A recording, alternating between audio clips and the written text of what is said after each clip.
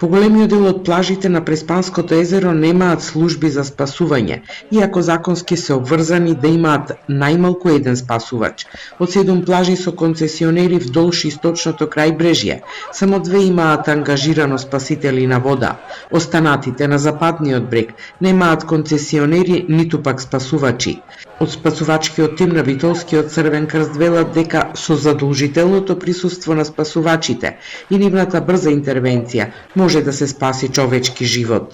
Брзината многу значи во спасувањето, али превенцијата е главна цел.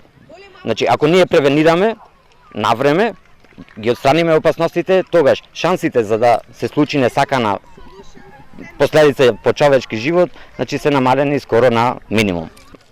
Сметам дека секој концесионер мора да обезбеди барем по еден спасител на плажите.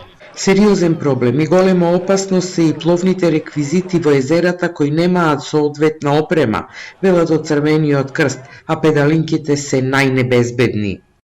Како голема аномалија се јавуваат и некои спортски реквизити кои се потребуваат во езерото, претежно педалинките. Треба педалинките да бидат обезбедени, значи секој што ги употребува педалинките мора да има обезбедено елече, значи безбедносно елече, без разлика дали е добар пливач или не е добар пливач, без разлика каква е конфигурацијата на теренот во езерото внатре, дали е плитко или длабоко. На Охридските плажи кои годинава се слободни за сите посетители. На барање на локалната самоуправа Црвениот крст ангажира тим на спасители кои вршат обиколка со чамец во вода, со велосипеди или пеш на копно. И од Охридскиот Црвен крст апелираат посетителите и издавачите на пловни реквизити да се придржуваат на препораките и мерките за безбедност на плажите.